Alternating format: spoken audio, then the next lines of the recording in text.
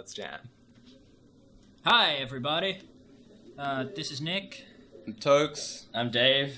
And director's commentary going now. Woo! Oh man, MIB. This was awesome. We gave Ryan and Marie about, 3 hours maximum to rehearse this. I mean 3 hours before the first show. That they knew they were going to do this, so that was kind of cool. Like, they had time before that, but we didn't give them any time in rehearsals. Which I liked. What do you want me for? They're so cute, aren't they? They are, I was going to say, they look very cute. Yeah. For those who don't know, they're actually boyfriend and girlfriend. That's why we chose them. Can't you just see the sexual tension on them right now? Yeah. Especially Ryan. He's always a little tense.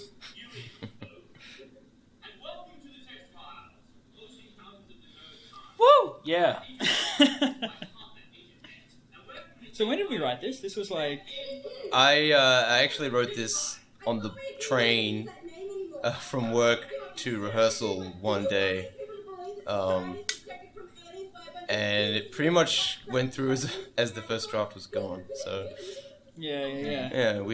at this point we were not really focusing on the intro sketch as much as the other sketches. So Oh, it came pretty late in the proceedings, right? It was only 2 or 3 weeks out. yeah, that's right. Yeah. Although bits of it were written sort of very early on as well. If I remember the whole GNPIB bits. Yeah, that's true. Well, there was a time when I wanted to make the entire show about the GNPIB, because I think they're like a cool idea. But we decided that was a bit sort of limited. For those people that are listening and are going, what the fuck's a GNPIB? It's a gender-neutral people in black. Pretty sure that's explained in the sketch. It is. I don't think we're up to it yet, though. No, I think we've passed it. Have passed it? Yeah. Dave, who watches the director's commentary before the show? Some people might. If they're that interested in us. And to those people we say... We salute you. Hello! And if you're interested in any of our phone numbers... Yeah. Or Robin's sister's phone number. Take your pick. So, if you are one of those people that's watching the commentary before the show, let's warn you now that there's spoilers coming up, okay? So you might want to cover your ears or not watch this before you watch the rest of the show. They also make the commentary more aerodynamic. Aerodynamic? Spoilers. That's cool. Oh, I see. Damn you. Alright, so this is the intro video. If you look closely, you'll see 3 hands when there's only really 2 hands on a human being. Was that intentional? Yes. Okay, cool. That was a joke the VFX team put in, which was quite nice. Yeah, cool. I never noticed that until you mentioned it. That's Alex Bradner, one of the VFX crew. That's me. I am a lecturer, apparently. I think we'll let Tokes talk his way through this one, just because he's the star. Okay, so this was shot during law review, actually going on across the main walkway, and I think at some point some kind of loud noises went off during the shooting, which was awesome. What I'm speaking now is actually Huttese, which is the language that Jabba the Hutt speaks in Star Wars. That was come up with by Quaz. Kudos to him. It means how much for your shapeshifter to bake a fancy cake, I think? I think so. Something along those lines. Something along those lines. And it took me quite a long time to get that phrase down, let alone say it when people weren't actually laughing themselves silly while I was saying it. So it took a while. This is a very funny night for everyone that was involved in the shoot, watching Tokes trying to pull off the alien thing and then the random banter that comes later on as well. So yeah, if in the behind the scenes video stuff, you'll see all the random nonsense I say to make me look like I'm talking gibberish. It's pretty funny, so check it out. Alright, so this video is about this guy. Did he have a name? Did the character have a name? I can't remember. Wasn't it like... Oh, Henry? Was it Henry, I think, yeah. It was Henry.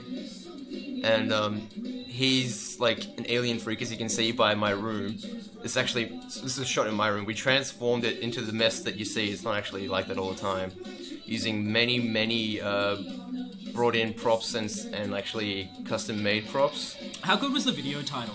Like that was Yeah. that was Jeffrey, right? Yeah, very Yeah, clever. he did really awesomely. If we could have spent like, a few more seconds on those titles, that would have been awesome. But oh well. So Henry is an alien enthusiast trying to look for extraterrestrials in the galaxy, as you can see by this Google search. Who are a sponsor of CSE Revue, by the way. Big ups to them. Yeah, woo Google. Except they didn't give me a job, the bastards. Anyway, so he's into aliens, but he can't seem to find them, despite the fact that me playing Zoran the Lecturer is an alien, and I was right in front of his eyes, and he couldn't notice. So now he's trying to do an assignment for Zoran's class about finding aliens, and something strange is about to happen. A way to spoil it for him.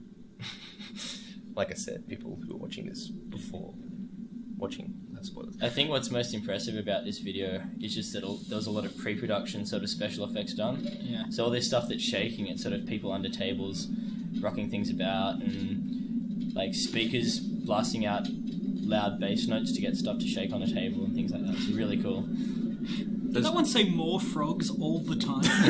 I hope so. This scene took quite a long time to shoot. I think the total time, including setup and teardown, was like over 12 hours. Whee! And the end product, as you can see, was pretty awesome, I think. Where did you get the giant ball of rubber bands from? That's awesome. I don't know. Someone provided it. And the night that we shot this part, which is a completely separate night to the other part, was one of the coolest nights of CSE Revue for me, because we've been writing all night. We show up there at about midnight, and we just walk out the back, and there's this giant light, looks like an artificial sun. Best thing in the world. And Eric sitting inside the house getting made up, so he looks like this. Oh, yeah. That was the night that we revealed Theme to Cast, right? Yeah. But Eric couldn't be there because he had to spend all day getting made up. So we went and he told him, and he couldn't laugh because it would break his makeup. But he couldn't stop laughing because he liked the theme title. So he's like, I hate you guys so much, I can't laugh properly. That was the best thing ever. So this was an awesome night of filming. Yeah. Here's like the lights that come into question with a CG UFO done by Tristan North. Yeah. Very fucking cool. Yeah. That's awesome. Oh, and that's me dropping the flyer there. That's right. Very important part of the video. Thank you very much. Papa Chewbacca's Pizzeria, our deals are out of this world. That thing actually had about 12 puns on it. Yeah. Which is important. I think it was included in the program, actually, which was good to see. I believe it is, yeah. Cool. Here's me again, trying to not be an alien when I'm obviously an alien. Then trying to laugh off Henry's suggestion that I'm an alien.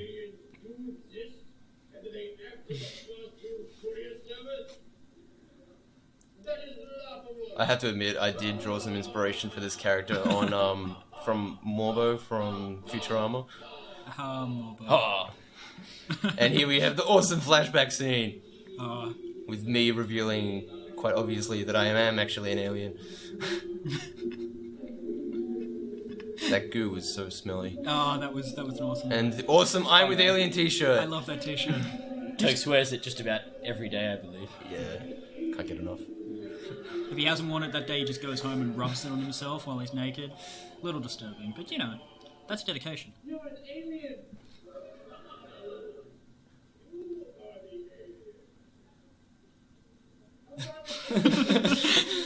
I didn't know what to say. Power of scripting.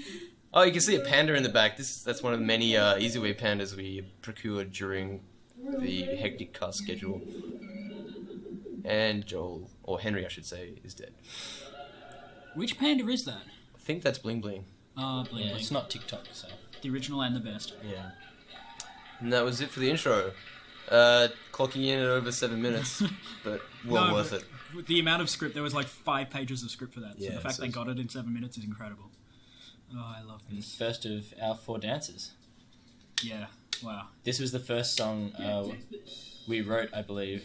This was actually the first idea I had for the show. It was about 9 months before the show actually went on stage, and I think we loved it from the word go. So Yeah, we were sitting in that good Indonesian place down on Anzac Parade, and I'm just trying to go, grammar time, it's a good idea, guys. And they're like, I don't know. And I'm like, MC Hammer. And from then on, it was sold. I think the parachute pants were a big draw for me. Yeah, Absolutely. definitely. The fact that parachute pants had not been used very often in review. I can't imagine why that is. Yeah. Oh, man. LOL. How good was that? We originally had the idea that we were going to do that throughout the entire song, just like keep throwing up acronyms and text speak and stuff, but it would have disrupted the dance too much, and I think Imogen did such an awesome Yeah, dance. big ups to him. Yeah, she was great. And Ryan, too, for the very convincing performance of MC Grammar. How sexy is he? I mean, maybe it's because he's so shiny, but I mean, he plays a hot hammer. Ryan plays a hot everything. He pulls out a lot of the moves of MC Hammer as well, as you'll see throughout. He does the whole bend over backwards thing and the hammer slide. In the background there you see our band, the band Substances, I believe they called themselves. That's right. Yeah. Which was a mini sketch name that we had originally that Dave was so keen on. Look, I'm a big fan of puns, and it was a pun. It sure was. I just don't think anyone else was a fan of the puns, unfortunately. Obviously the band were. Yeah, that's true. Or when you've got Mark in charge of the band, that's... Oh, God. Oh, here it comes, here it comes! Oh, Yeah! How much faster is he? He's a machine. Oh, the There we turns. go. Oh, the bend! Yeah! Stop. I remember when we were casting this dance, everyone was so keen to be in it that people were like organizing like mini practice groups and competing against each other and on the stairs in K17. It seemed a little dangerous, but I was a fan of it. It's a shame we couldn't include stairs in the dance, because Yeah. if you know the original film clip, they have random parts with girls dancing on stairs, which is, yeah, the mystery of Hammer. And it would have been nice to include that, but we had the idea for steps on stage for some of the dances, but never materialized. Choral rises, right? That's Yeah. right, yeah. Dave's idea. I was actually really keen for it, but I think I'm glad in the end that it didn't happen, because the stage isn't that big, and I think it just works without it anyway. So Yeah. I just want to say this actually looks really cool. I think this is the first time any of us have seen the dance from From this perspective, the yeah. audience sort of perspective. Actually, I watch this dance from backstage, from front of the back every night, which was my sort of pre-show ritual, and is awesome. Man, How I sexy is also he? want to touch Ryan. Me and Dave got to touch Ryan, so... Well, I spent the rest of the show backstage touching him.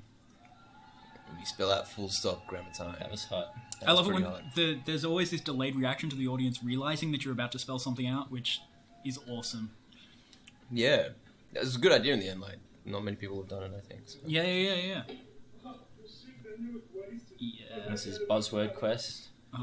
There's this light under the table there that took us like 3 hours in tech run to place properly, but it's cool.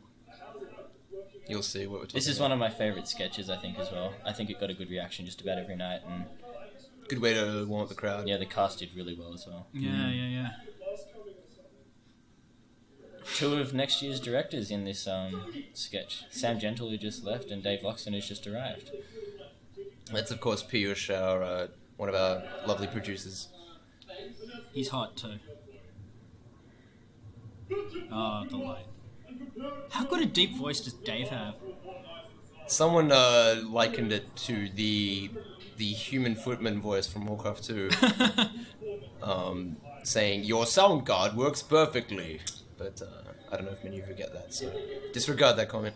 I've already forgotten it. This was actually this footage was actually taken on the last night, I believe, where Dave somehow managed to kick the light out of position, but then miraculously moved it back into position before the next segment, so that he could have the right effect on his face, which was a really awesome move by Dave. Yeah. You can see him kicking it right there, which was awesome. I love how he does the hand motions at both things. Yeah, that was really awesome. That was Yeah. his idea, wasn't it? Yeah, definitely. Yeah. This sketch was actually written by Nick, by the way. I've always loved it. Yeah, it was one of the early ones, I'm pretty sure. And it wasn't changed too much, I believe, from its original. Yeah, form. there was. We did one edit of it, but then we reverted back to the original, I believe. So. Yeah, it was always nice and short. So. Piyush is cool too. Piyush plays a really awesome straight character. Yeah. Which I think he gets sick of playing all the time, but he's just so good at it. It's hard not to cast him in it. Yeah. I remember Piyush auditioning during the roles casting period, and him just doing really well at all the characters he auditioned for. But it just happened to fall that he got the straight characters, but he did really well. Oh, Piyush. God love you. Yes. That last pun actually came in late in the piece, but it was Yeah. a good addition. Yeah, I think it's one of the only times a double punchline actually works in a sketch. Yeah. So, good addition. Nice. That was an awesome voiceover. That was my favourite VO. That was awesome. Good work, guys. Alright, this is Motion Detector, which was Lucky's sketch, actually. He was just sort of venting onto paper, I suspect. The what was how'd you put it? The dumbness of art students. I don't know. That in itself explains my dumbness. So Yeah. Actually, Lucky writes a lot of sketches about the dumbness of art students, which I've always suspected means he has some kind of complex about it, but, you know. him being a commerce student and all, right? No. He's not Lockie is social science. I believe. social science. Sorry, Lucky. I think he regards it as being a better form of art. So I think it gives him all the right to pay out art students. That's the emotion detector prop. A very awesome prop indeed, made by Zach. It's cool. I like that it has an earphone and a horn of some kind. It looks like it just sort of amplifies sound badly, but it's actually made out of like an altimeter, right? Yeah, some kind of thing. Yeah. Some kind of thing. I remember when we told Tech to make it, they were like, so what is this prop? And it was sort of like, we need something that you point at people and it reads their minds. Yeah, if it could actually do that, that would be a bonus. So, I couldn't quite come through with that one, but it looks awesome, so that's what counts.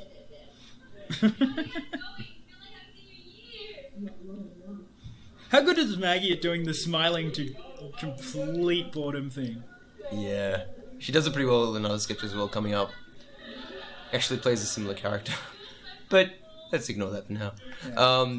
Sam doing his best playing an idiot. He does it pretty well. No offense to Sam, of course. He just does it well. Look, he does a lot of roles well. Yeah, that's true.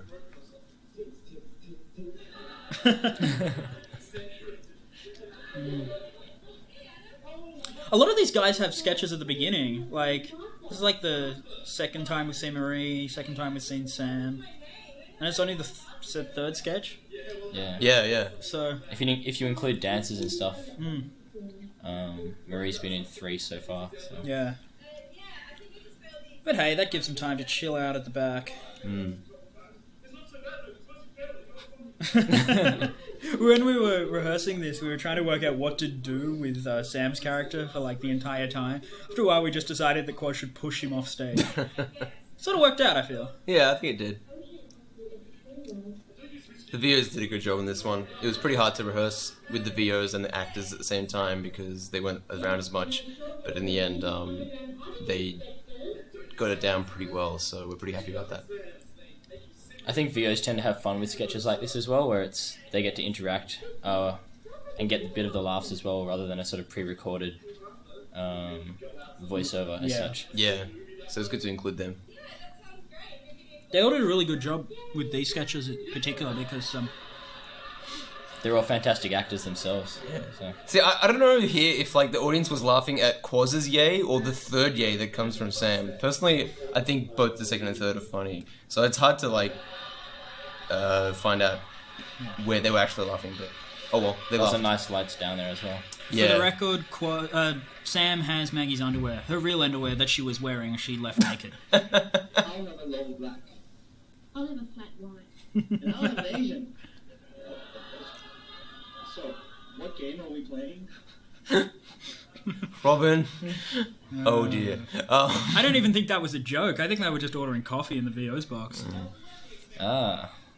Teamwork. This was Tokes' crack at a Paul script. Yeah, Paul originally had this idea for a sketch where you've got dialogue, the dialogue of one person being said through four people, one word at a time, and I tried to save it because he only got halfway through it, and I think in the end it turned out pretty well. It's one of our more clever sketches, I guess you could say, because there's not really moments of sheer punch your gut funniness, but the overall delivery and situation are pretty comical in themselves, so it was really good. Yeah, we spent ages on this one trying to rehearse the team guys just doing motions in order.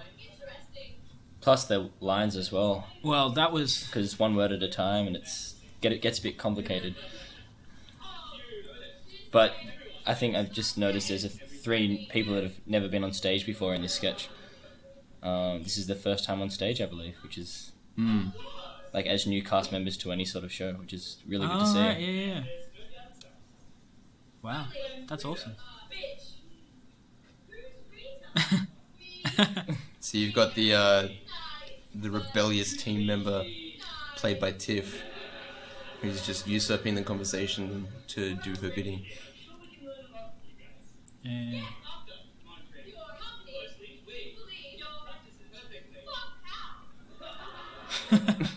I love how Indy's jumping on all the words. I mean, this was on the last or second last night, so they're really well drilled on this by now. Yeah. That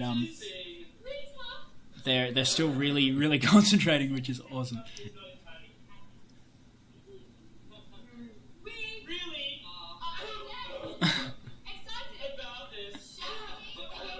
Justin counting the words for some reason, I don't know why. I think his mind just works in mathematics. It's Yeah.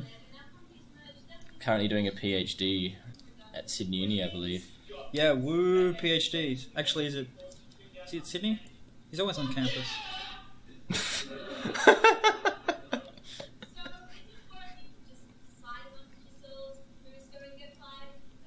That's always struck me as a really strange line. You guys could decide amongst yourselves who's going to get fired. Well, it's actually based on a true story. It happened to me once.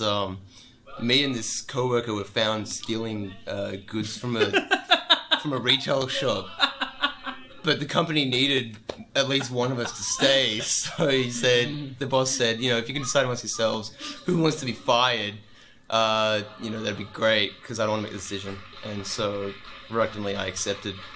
You just made that story up, didn't you? Oh yeah, it was a good laugh.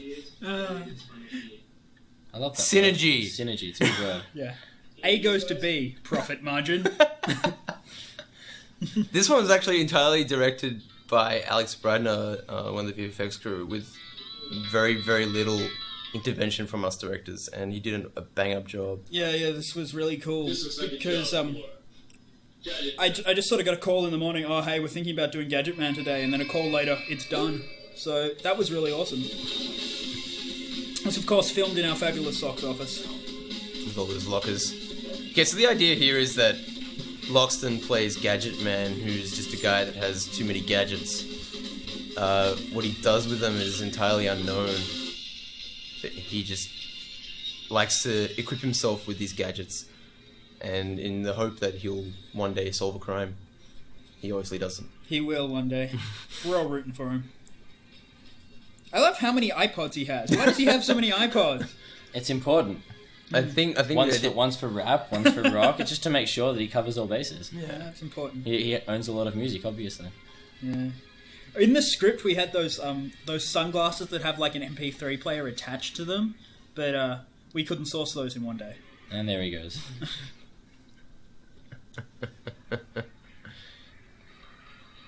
I'm not sure if the joke at the beginning of that sketch was intentional. It's kind of a board meeting and they're all bored. I don't think it was, Dave. I think you just see puns where they are. D&D. This is actually my favourite sketch. It was written by Tokes. He wrote it as an audience interaction sketch at the beginning. That's right. Which was a really cool idea, but it involved an audience member playing Nancy's character, which basically means you get someone up on stage, give them a guitar, and ask them to sing or dance. Hey, it could have worked, okay? Yeah, look, and I reckon it would be funny. It would have been, but yeah. Look, when we did the virtual cop thing and people couldn't work out how to shoot, I don't know, they could have done something complicated. Fair But enough. as it is, we had Nancy who was so emo. I mean, good. Anyway.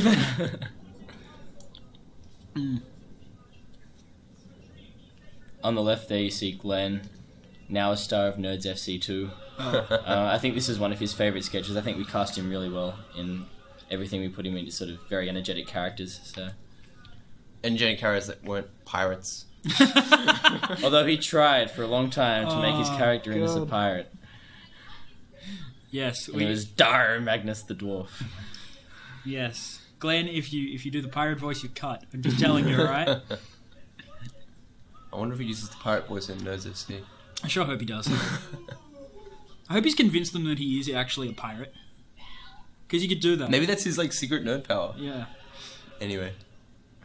And on the right there you see Jeeves, who is a fantastic sort of visual sort of actor. He does a lot of kooky things with his eyes and his hands, and it's not actually funny in itself, but in the context of it, it's hilarious. Yeah. Jeeves is a superstar. Like, he's far and away the funniest guy ever. It's a big goal. Yeah. I'll go. No, I'll stand by it. Yeah. I don't know what Nancy is wearing. It was always kind of not really specified what her character should be wearing, just something that makes her feel ridiculous, and I think she did that pretty well. I think she just thought, what would make me feel ridiculous, and she did that. I especially like the lay. That's a nice touch, really. There we go, Jeeves again.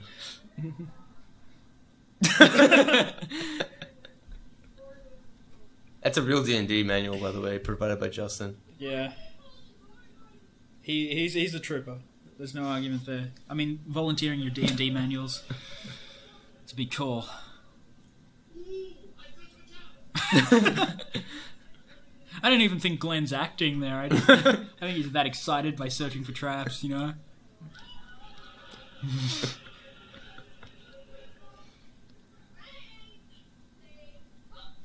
This was originally our, I think, giant prop sketch. We had written in giant spiders and giant dice and... Yeah, we wanted giant things. Oh, look, I've always been a fan of giant moving There's a props. spider. It's moving. That's Charm Spider. How... They wrote something on the ball one night, right? Yeah, I think so. I can't remember what it was now. Yeah, no, I have no recollection of that either, but I'm sure it was hilarious and possibly embarrassing.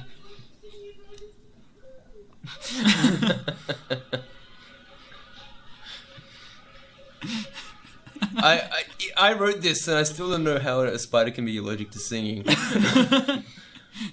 But I remain clear on the point that it's a funny thing to happen.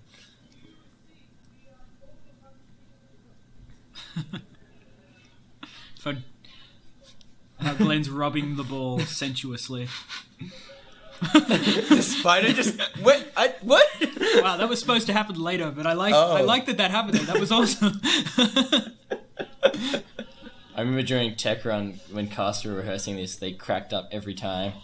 And I think a lot of them were holding in laughs even through the first week of show. Yeah. Just because it was so random and it would fall at unusual times and things like that, so... Because you couldn't really go through the rehearsal period with the spider descending from the roof. I think it was actually a late edition. We wanted initially a really big spider, as Nick said, but couldn't really put the time in to make it. But that was an ample substitute. Yeah, the fact that it was suspended on like a cord from the roof was fantastic, I felt. Also, it gave Matt Erickson something more to do in the roof. Did you just poke her with a wand? I hope so. Possibly.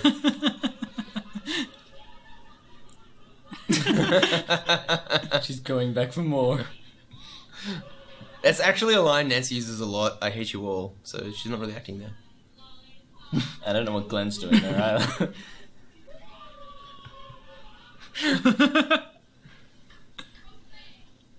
And another thing I'm not clear on is like the mental age that these characters are supposed to be. It seems to jump between like moments in the sketch. I think it's fine though. Here's Anu playing a sleeping character. A role he is uniquely suited for. Not entirely sure why I said that, but...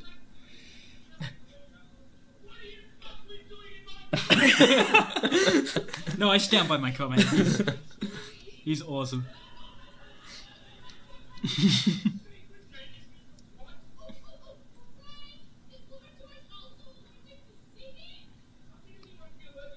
See, Anu knows the score. He doesn't know. He knows what's not making sense.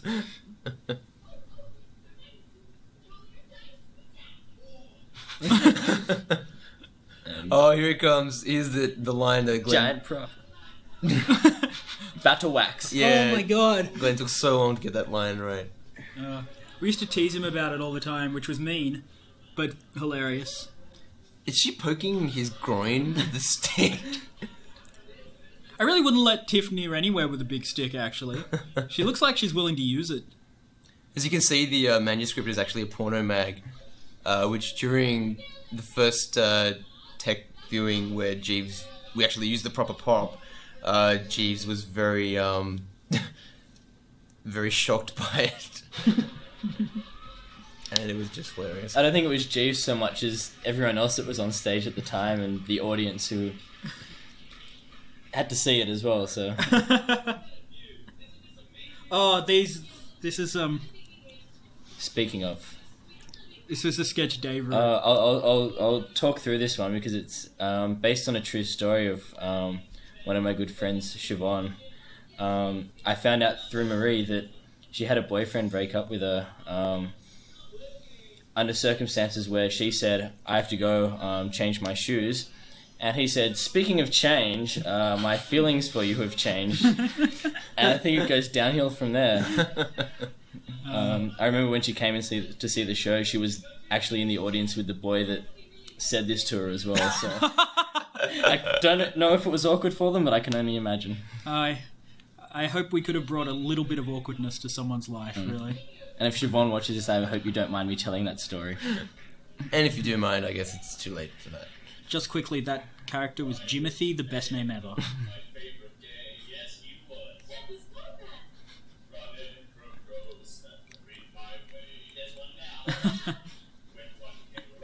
I don't want to talk too much over this because the singing's too awesome, but I remember Dave Koch wrote this fantastic 16 terms parody for this song about going through uni and having to spend 16 terms to get your PhD and whatnot. It was really cool, but it wasn't quite enough. Yeah. And so I don't know when or why, but we rewrote it about video games. Hundreds of times as well. This took a long time to write. Yeah, this was sort of just... I would write something and then send it to Dave, and then Dave would write something and send it to me, and I would write something, and it went back and forth about 30 times. Also took a long time to rehearse, and in the end, I'm glad that we got it. Absolutely. Yeah, ditto. And I know Dan's thanked me hundreds of times for it. For it going on stage. Oh, look, you're about to cry. Well, yeah, you know. Dan's always about to crack, though. He's just got that expression. But he does it really well. Like, he might be about to crack, but he's getting all his stuff out, which is Yeah. the important part. Me doing the bass part, I think not entirely successfully. It's the first time I've done a bass part on acapella. But, you know, No, I think we didn't have the benefit of having Solomon cast this year, so...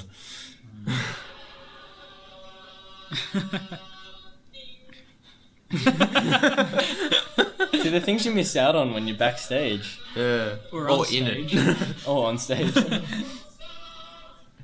In the original version of this, you guys mixed in the Zelda theme. That was the coolest thing ever.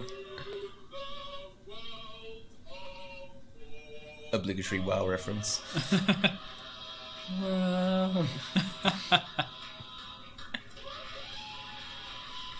Yeah, it went off a lot better than I think any of us expected. But Yeah, it just goes to show acapellas are a win. So. Yeah. They are, absolutely. I think we're lucky we had the sort of talent of the guys there to do it, though. Yeah. Definitely. That had so little time that we had to push it really hard in the last 2 weeks of rehearsals. None of the above, actually. I'm noting this in fact the collective now for grouping of guinea pigs. For example, you can have a flock of geese, a herd of cows. I've never understood this video even a little A bit. gherkin. No, it's a merkin. It's a merkin. A merkin. Yeah. A magic gherkin. I see. That's what I thought. Oh, coming out party. Oh my god. Another one of Lachlan's sketches. I don't think this one's venting about anything. You never know with Lachlan, though. Yeah, well, Jess was telling me that this apparently happened to her father. But I think she was telling everyone that this apparently happened to her father, because it's a hilarious story. And I hope that when he saw the show, that this brought a little bit of awkwardness into his life as well. I'm glad that we can be remembered as the awkward show. Of course. Interesting casting in this one. Justin doesn't really look like the son of Jeb. No. Neither does he. It doesn't entirely look like it. So the only thing I can assume is the entire thing is adoption. Yeah. Yeah. That's got to be it. You know, Australia embracing multicultural society. Absolutely, yeah. And CSE Revue supports that unanimously. Helping others when in need. Yeah. Oh, this sketch took a lot of rehearsing. I don't know what it was about this sketch, but I think in a 3-hour period we did it like 45 times. We'd just get to the end and ideal reset, and that would be that. It got to the point where Tiff and Glenn were actually hiding from me, so they didn't have to rehearse this. Which, considering they were extras and didn't really have a lot to do, is probably fair enough. But, yeah. Slightly too much gesticulation from Justin there. No, I think the crotch was necessary. But also, like, the fist. Anyway. I don't really think you can Let's- have the let's- crotch without the fist.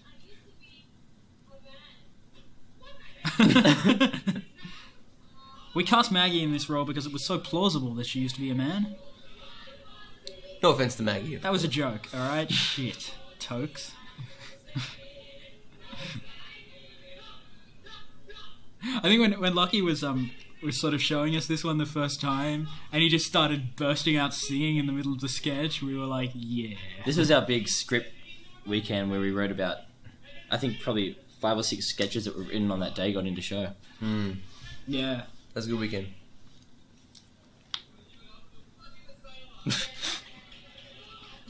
Fudgy McSailor, or Fudgy the Sailor, look, it's all good. Or Fudgy McBrown Eye, I believe it was. No, Brown Love. McBrown Love. McBrown Love. I think unless it's a sailor. Oh, Just so blatantly offended by fuck you.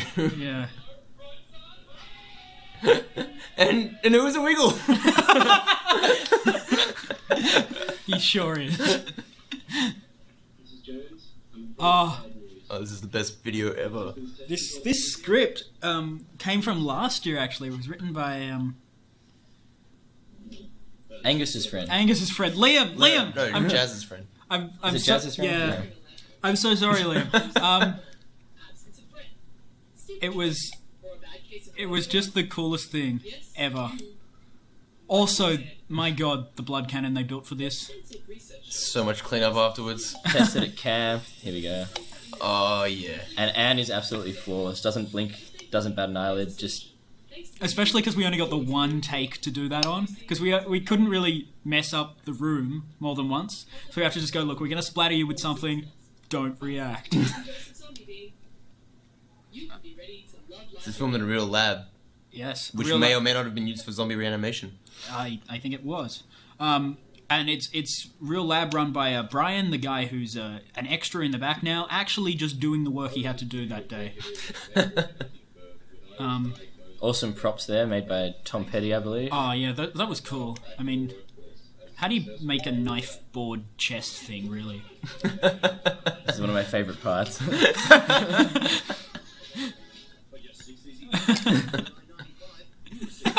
Dan, what the hell? That's so awesome. random kids that are Craig's neighbor who got so sick of shooting by the end of the day. They And were started like, humping Dan's leg by the looks of it just at the end there. and I can't believe they let you just run around with knives and yeah, shit. their mom was awesome enough to let us give them knives. And they look at them, they're like so puzzled. The one on the left. How interested is he in this? It's good direction by whoever That's, did it. Just stand there. yeah. Don't react. Don't fuck around, alright? That was awesome. Oh, okay, so this is heaven. Welcome to.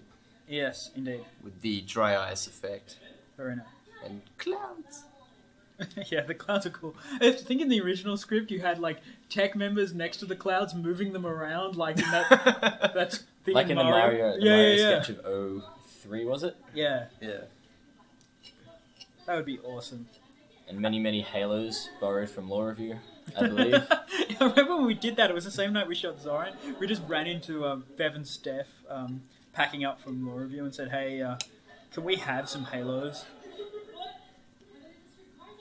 Dan is very funny in this as well. I had a lot of people come up to me after and go, "Who is the Jesus guy?" And you went, Mick? He's not actually Jesus, he's Saint Peter, but yeah, whatever.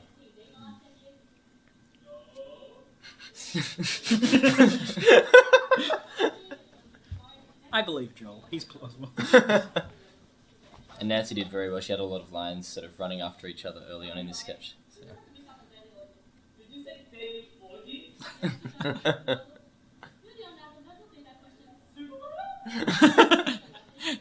That's fantastic. I don't know where I got Safari in Kenya from. I was going to say, we played around with those lines a little bit, switching them around to see which one had the best reaction. Turned out the first one always did. Yeah. No matter which one it was. Yeah. Well, this was Tokes' script. Yeah. Which was always very funny. But went through many stages of editing. Yeah. One of the best lines ever is just about to come up. Courtesy of Nick, I believe one of your friends provided that line. Yeah. It was at like we were at this guy's house having a party, a quiet party, and his folks were really religious. And my bud Alex got really worked up about something and just screamed for no real reason, "Sweet baby Jesus" in a camper van. Cock blocking was my idea, so Yeah.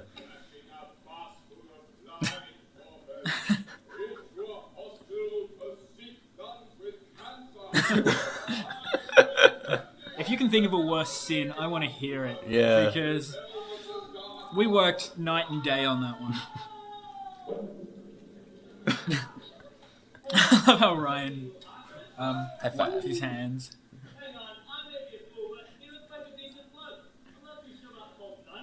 Or, Joel, just for the record, always wears orange. He's an orange loving guy. He is, in fact, an orange. Full of citrus goodness. That's how I'd sum up Joel. Ascorbic acid. Okay, I love how angry Dan is at this point. It's awesome.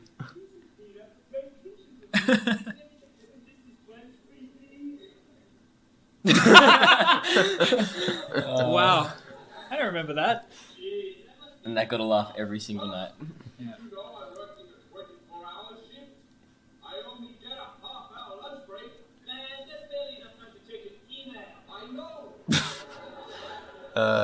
St. Peter getting email. Very comical. We Or so I thought, anyway. actually sent St. Peter some email during cast, but we never got a reply. No. Disappointing, I feel. That said, the emails we sent weren't ideal. Yeah. Bit rude, I think, for St. Peter. Well, Maybe they got caught by his spam filter. Well, the whole questioning of the daily orgies as to whether they actually happen, I think he might have been a bit embarrassed as to it's just what we wanted to know, though. I mean, really. we wanted us sketches to be factually correct. Oh, this is the last night Nancy decides to... To take off her shirt. Yeah. Good on you, Nancy. And cast backstage having a daily orgy. Yeah. The number of people back there having the orgy rose every night until on the last night, I think there were about 15. Dan people doing miraculously well. Sorry, ad-libbing, picking up the bra. That line was originally "Damn you, Charlton Heston," an entirely separate sketch. So, Throw his wife off the cliff. Tequila. The first of many tequila sketch VOs. Another one of Turks' sketches. no, this is Liz. This is written by Liz. Liz, sorry, yeah. Yeah. My bad. How much did Glenn love riding that horse? This had a lot of help from Matt Lee on getting the direction on Glenn right, which was very cool. We initially wanted Anne's hair to be used as some kind of weapon, as like a lasso sort of thing, but I think the wig was too fragile. Who made that wig, by the way? It was one of Rachel's friends that was in tech. I can't remember her name, which is really bad. Yes. But she That must did. have taken forever to Yeah. She made it all by hand, do. Yeah. and it looks natural. I remember this was a very popular sketch for all the girls in cast. Yeah. It took a long time to go through it. I think just about every female in cast, and some of the men wanted the part of the princess. I was included in. You always want the part of the princess, Uh, do you? It's an ultimate goal of mine. Yeah. You can come to my castle when I own it in the future. Oh, baby. Charm does a pretty good job though, playing the temptress. The saucy temptress. Yeah.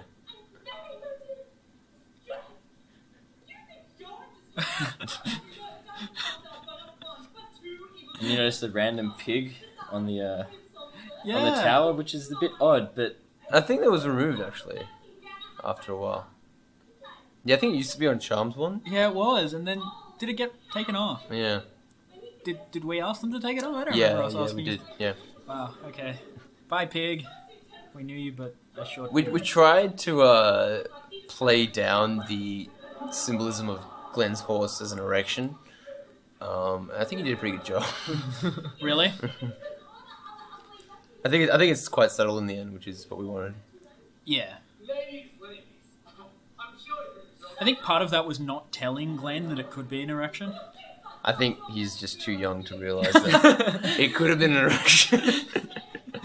Sorry, Glenn. I can lend you my "Where Did I Come From" book if you're interested. It got me through uni. Is there a course on that? Is there? Do? I wish there was.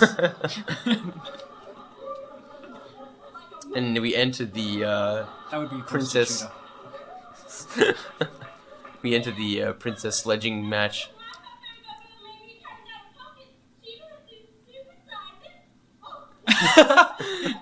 Charm, you're a superstar.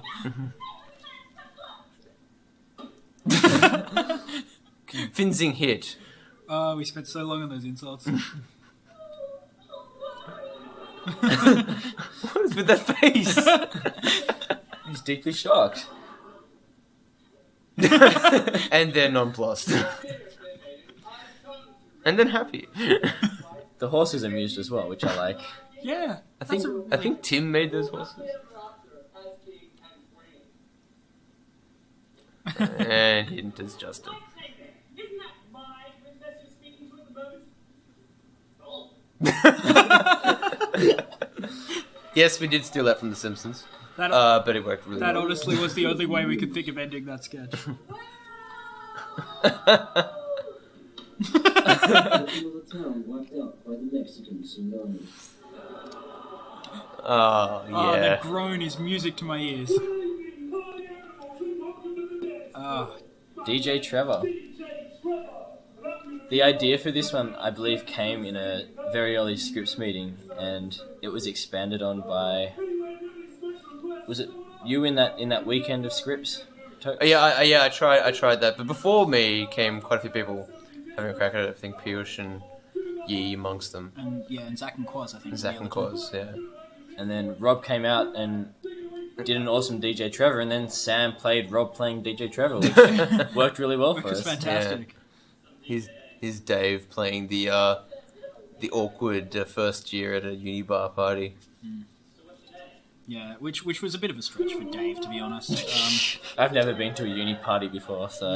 No, or in first year. I think my favourite part about this sketch is honestly the fact that we made those 4 people at the back just dance for 6 minutes in front of everyone with no real direction. Dave, you saucy temptress. I don't know where that came from, it just happened.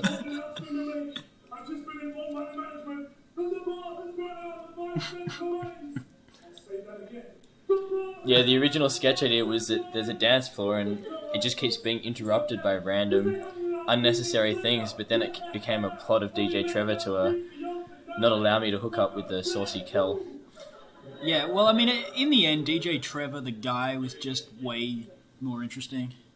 Especially when Sam was just dancing like that, which is the best thing in the world. Great awkward handshake though.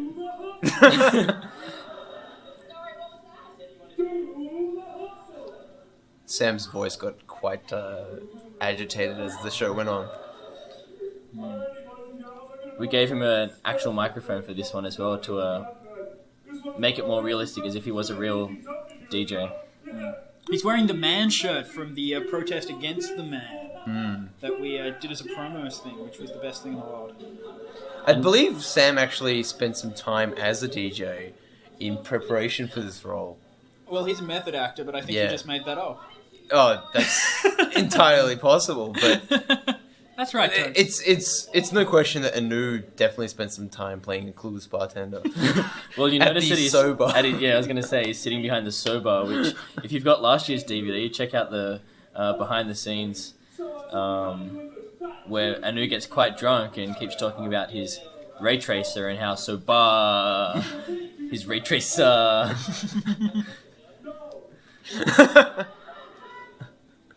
Someone liked that joke a lot. Yeah.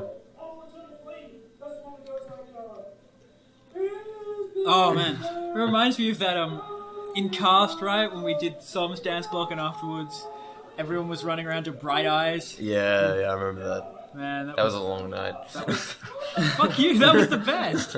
It was a bit awkward for, I think, Dan Richardson, who was there at the time to see Som's dance, and everyone got a bit homoerotic on him, dancing to Eternal Flame of the Heart. Eternal Flame of the Heart.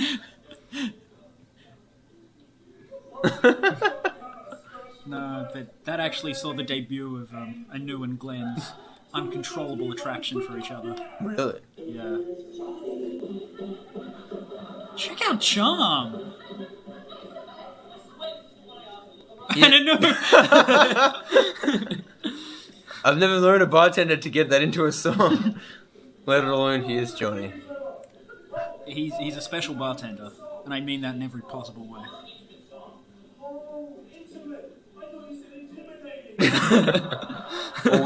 always a bit of a stretch, but I think it paid off. And it was one of the longest sketches, and it doesn't actually feel like a long sketch, which I think was the best thing about it. Yeah. He's very threatening, DJ Trump.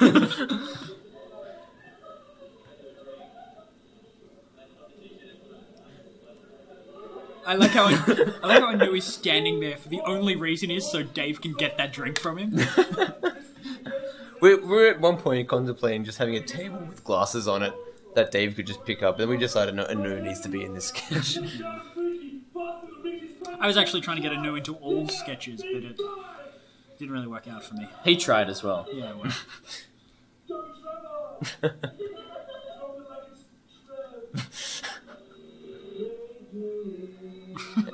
Just this playing in a bar of any kind amuses me, I think. Why a DJ would have Rape Me by Nirvana in his collection. If I was a DJ, I would have Rape Me by Nirvana in my collection. But surely you'd remix it or something. Like it. No. I'd just, put a flange effect on it. You just sing over it with reverb.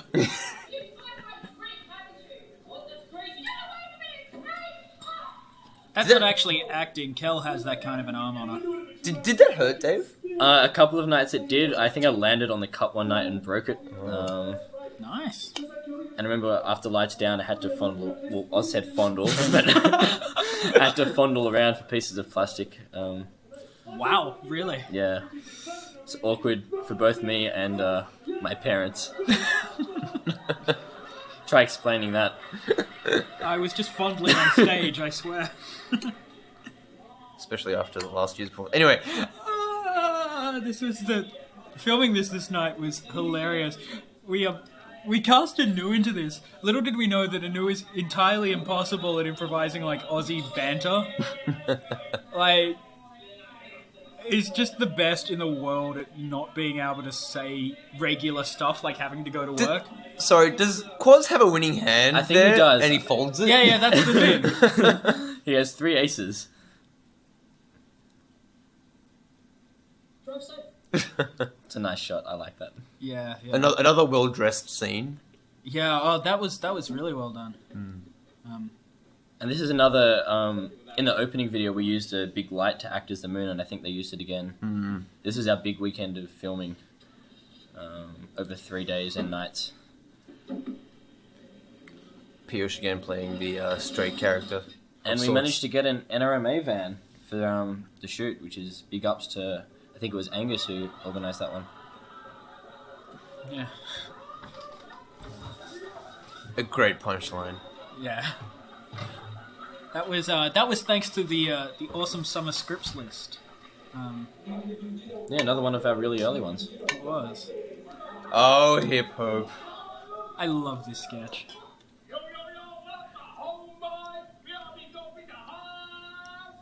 I actually believe Anu was once a member of the Chicago Bulls. Yes. No. He tried to be in Public Enemy, but he was too black for it. I think his clock wasn't big enough. He's actually doing a very good job of I'm choking. choking. Yes. Of acting hardcore. His expression on his face doesn't change. Yeah, actually, I had quite a few people come up to me after the show and say that was one of the best character performances they've seen in the show. So, big ups to Anu.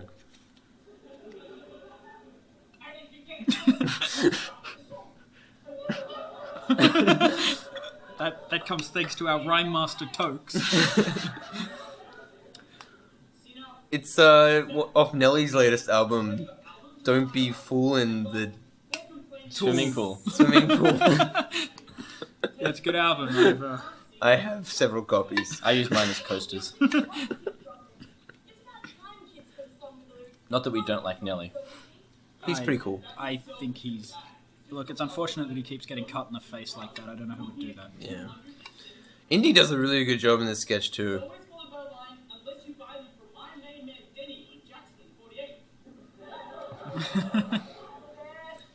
This sketch underwent a lot of rewriting because I think we all loved it, and it just didn't get to that point until very late on that we were really comfortable with it. I think so. Mm. Yeah.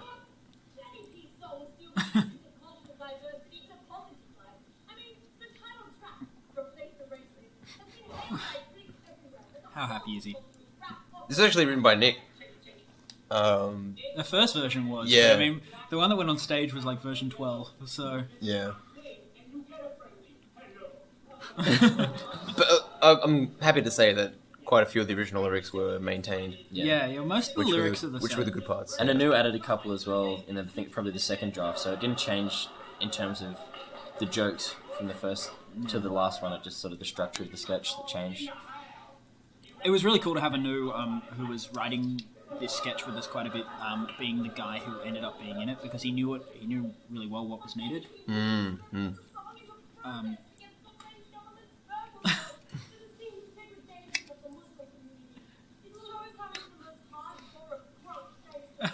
Indy loved saying that.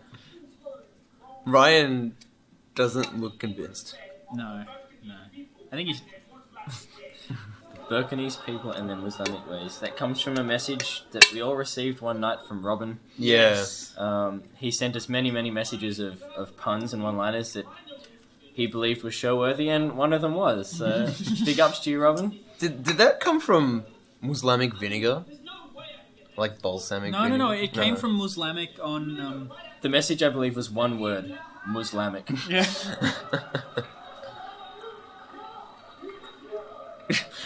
Someone in the crowd obviously loves it. Oh, McEmos. Oh, yeah, this was Dave. Dave talked about writing this for like 3 months before he actually did.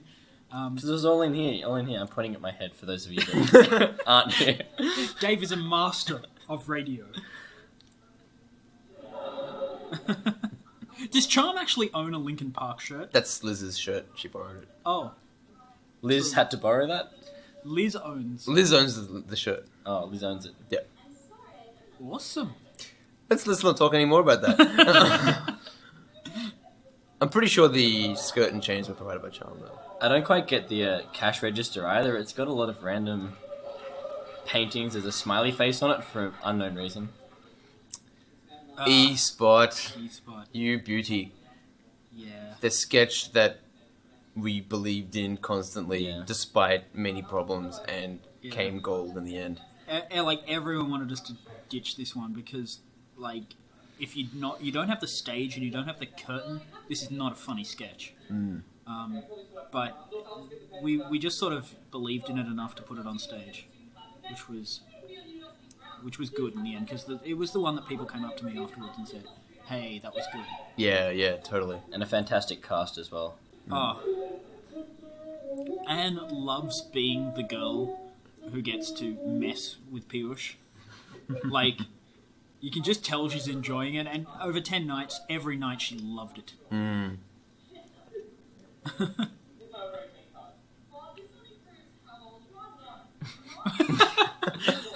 think that line was Tokes. Is it? I It can't just remember. didn't make sense. That was great. This was another sketch that went through a bunch of changes. Yeah.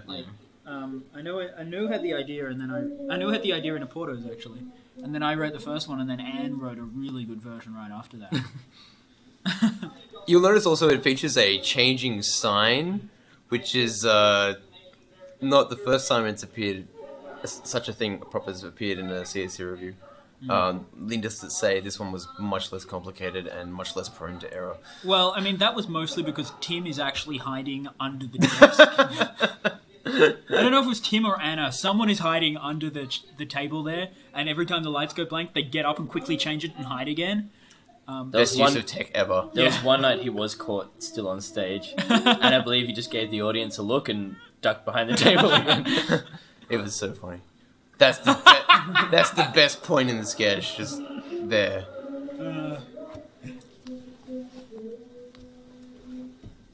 And the waiting music provided by the VOs also was quite comical after a while because they just kept playing the same thing. Girl from Ipanema. Yeah. Typical elevator music. And as you can see, Anne's changed her clothes about 100 times in this sketch to portray her different characters.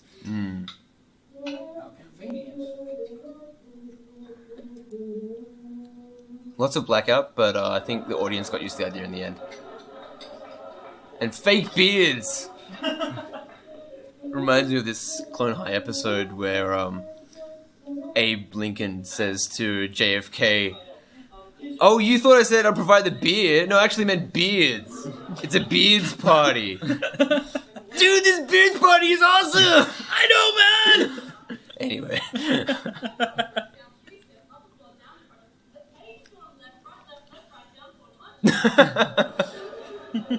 Is right, left, right, down, forward, punch actually something?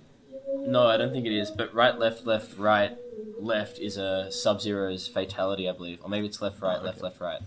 For those Deftones fans out there, there's actually a song on the new album that's like down, left, AB star select or something. Shows how much nerds they are. Yeah.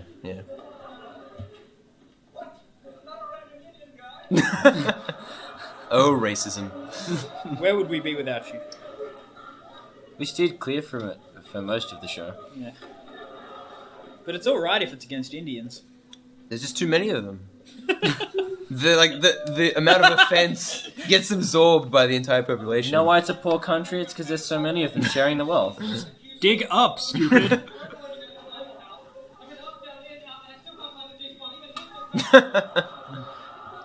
That's actually a lie. Piyush knows damn well where the G-spot is. No one laughed at the Cat Stevens reference. Yeah, I know. Cat Stevens or is it Someone. Stevie Wonder? Stevie Wonder? I put that in, and like, yeah, no one got it, but it's there. Whatever. And there's also a pandarist on stage again, thanks to Anne. She had a particular obsession with the Easy Way pandas. That one is TikTok, yeah. Which was her one. Yeah. Whereas Bling Bling was Toast's. This is the original punchline that we came up with, and we thought it was so lame that people wouldn't get it. So we had an extra punchline afterwards, which was Piyush saying, "Hey, wait a minute, this isn't my student card," and then Anu comes back because he's a similar-looking Indian guy. But then it was like a double punchline on the first night that we aired it, and like people didn't get like Anu coming back, so we was like, okay, we'll just keep the original punchline that we thought was lame, which is awesome. I love it when it happens. This is my favourite voiceover. I don't think Nick agrees. Well, I just don't get it. It goes on for a long time, and it's just about a whale. It's alright. It's alright, Shimu. It's alright, Shimu. Dave Go- just went around telling people that it was all right for ages after this. Just go to www.kissthisguy.com for more misheard lyrics. Okay, numbers. Oh, numbers. I remember the first version of this written by Anu, and about halfway through the sketch, he just decided he didn't know how to end it, and he just said "plastic lemur" and ended it. Yeah. It was pretty special, actually. Justin does such a good performance as Einstein McNewton. Einstein McNewton, who is loosely based on the character from the TV show Numbers. Very, very loosely. Of the name fact, I can't he's- recall. Not similar at all. Except that he's also in a show called Numbers.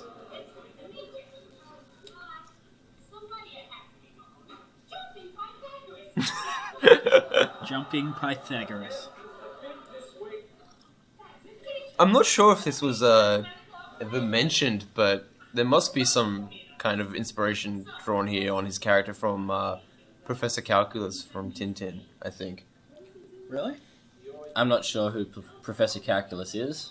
I think he's a professor of maths, possibly calculus. Is his name Professor Calculus? I have no idea. Okay. Who watches Tintin? Tintin was awesome, man. No. No, you're Tokes, wrong. go to your room. Yeah. Read Tintin. Alright, I'm going to my room.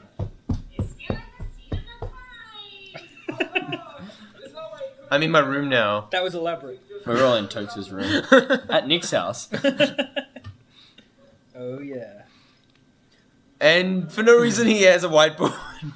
Look, I actually believe all maths processors are no more than 5 steps away from a whiteboard at any time. It's one of those invariants of the universe. Yeah, I use the word invariant. What are you going to do about it? I think I will prove that you're a math genius based on the formula that he wrote on the board. I think Tim wrote that formula every night based Yeah. on some kind of physics stuff. Well, it was stuff from his thesis, I reckon. Yeah? I think that's what he was telling us. And I think Justin probably would have understood everything that Tim wrote and that he wrote on that board as well. And that he said. Yes. The original version of this script had about 5 minutes more random maths jargon because we weren't sure how funny it would be. Turns out, not as funny as I thought it was. I think we had a good amount in the end. Yeah. And an earlier version also included talk of the mapping function from the color of a killer's underpants to their That's characteristics. right. Yeah. That didn't go down so well either. Largely because of its implausibility, I think. Yeah, because people are heavily analysing the show.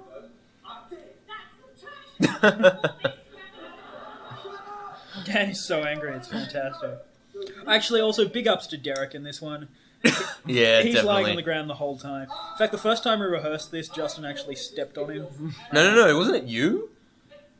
No, that's right, yes, he stepped on me. Yeah, it How was could you. I have forgotten that? That hurt like mothers. But Derek wanted the part of the dead guy. He auditioned for it. He at did casting. audition for it. So, He was actually the only one to audition for it, so don't let that take away from the fantastic job he did auditioning for it. He can lie still like no one ever met. There's a giant number 4. I wanted it to be a giant number 8 because that would be a 2x4, but only I would have got that. yeah. You'd have to be a master of puns to understand that kind of joke. Mentally attuned to puns. He's fantastic. He loves it so much.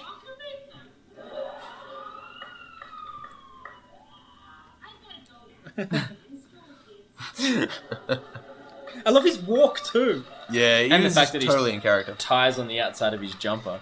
Yeah, that's also cool. Oh, piracy funds. I think this is one of my favorite videos in the show. It's like just simple point and shoot, and Rob did a fantastic job. Yeah. Yeah, big ups to Rob Blother doing the video for this. Yeah. Speaking to him the other day, he said he had a lot of fun shooting it. He said that the worst part was finding locations, because as you can see, we've been to a convenience store and an alleyway And a train and a station. train station. And now we had to find a movie theatre, but we couldn't, so that's IOMI's theatre at uni. Yeah. With a giant Kevin Costner poster. Which we still have in the socks office. That's a And a pet store. puppy! And a puppy. And Rob's car. And then the puppy goes overboard. This was actually the first full script I wrote for the show. Basically because I had a list of things I wanted in the show. One of which being puppy killing. And I'm glad we got it in there in the end. And it went down really well. The puppy. Well, Yeah. the sketch in general, but Yeah. particularly the puppy. This is actually the first time I'm on stage, being the 2 minutes immediately preceding intermission. How hot is Quaz? Quaz, the author of this DVD. Yes. He's hot and talented. Go get him, ladies. And by ladies, I mean Nancy. This is choreographed by Som. He did hours and hours of work for this. It was one of the longer dances in terms of counts of 8. Yeah, because it's so fast. Yeah, you wouldn't think it listening, like, the first listen you're like, oh yeah, it's a good song to dance to, and then like you try to dance to it, and it's just like, whoa, I can't keep up with the moves. But as you can see, the dancers did a fantastic job, and the incorporation of the towels was awesome as well. Yeah, the towels are a really good idea. They look really, really good. And the costumes, let's not forget. Big ups to Jane for that. Yeah. Yeah. I think you'll notice on the men's costumes, the paint splatters. That was obviously hand done. Took a long time. Yeah, well, that was actually hand done by me and Piyush one night. By a long time, it took us about 2 hours and partially destroyed the floor in K17. Let's not tell Brett Hall that though. Yeah, he's getting a special version of the DVD without this commentary. Absolutely. Also, wait, does this dance include a crotch chop? Every Yes. dance includes a crutch Because chop. it wouldn't be a CSE dance without a crotch No, chop. it does include crotch chops. That was actually the best thing about doing this. We were having this horrible time that none of us could be in time except on the crotch chop. Which is typical, really. Well, I mean, the crotch chop is really a punctuating moment.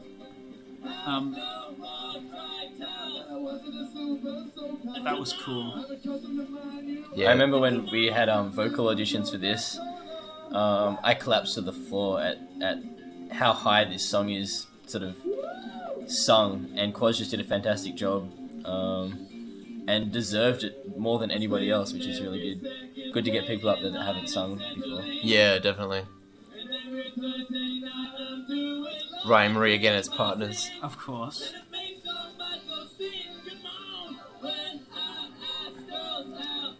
And the band did a bang up job on this one as Yeah. well. Yeah. It was a hard song for them. Yeah, and it was like great because it was like a good horn song. Ricky Martin's just so fun. Ricky Martin. I'm just going to say right now, I think we've had the campus songs ever in a review, In one show. in one show. Yeah. Well, yeah, okay, I'd go with that. which doesn't, of course, reflect anything on us, No, not at all. except Dave. Hey, come on, guys. What's that meant to mean? What, Just why, because my mum asked me if I was gay 2 weeks ago, just not... why are you touching me? Oh, okay. That's the end of the first act. Wow. A very solid first act, if I do say so myself. But we'll be back shortly, so... Win, win, win, win, win. Banana phone.